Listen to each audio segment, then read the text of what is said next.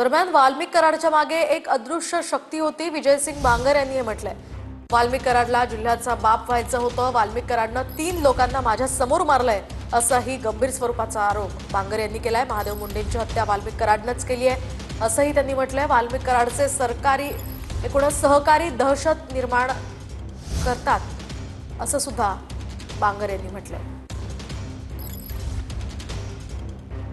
आमच्या वादाची ठिणगी कशी पडली, काय पडली, कसा आमचा त्याचा अंत झाला, मी कसा सुखरूप आहे.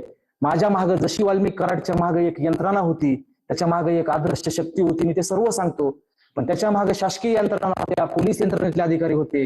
पण माझ्या मागे एक यंत्रणा होती, त्या यंत्रणेचं नाव होतं आणि मी नीतिमत्तेच्या बाजूने राहिल्यामुळे तुमच्या समोर आज बसलेलो आहे. अण्णा समाजकार्य करायचे. अरे अण्णा समाजकार्य करायचे तर अण्णाने खंडने का घेतल्या? तुमच्या अण्णाने एवढ्या लोकांना त्रास का दिला? त्याचं कारण काय होतं एवढं करायचं? कारण पैशाची मोह, सत्ता, नशा, हे जिल्ह्याचा बाप व्हायचं होतं, गॉडफादर व्हायचं होतं सगळं. पुन्हा बीड जिल्हा ताब्यात घेऊन मराठवाडा ताब्यात घ्यायचा होता, पुन्हा त्यांनाच पुढे चलून मंत्री व्हायचं होतं.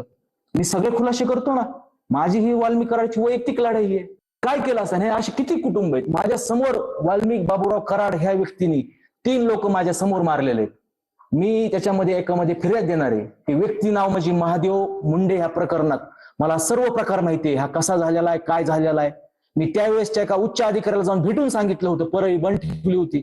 मला महादेव मुंडेच्या मित्र लोकांनी सांगितलं की आम्ही महादेव मुंडेचे मित्र आहेत, बाळा बांगर, तू कोविडमध्ये मुलं काम केलेलं आहे, किती वाईट प्रकार घडलाय, ह्याच्यामधले आरोपी भेटले पाहिजेत. मला झोप नाही लागली.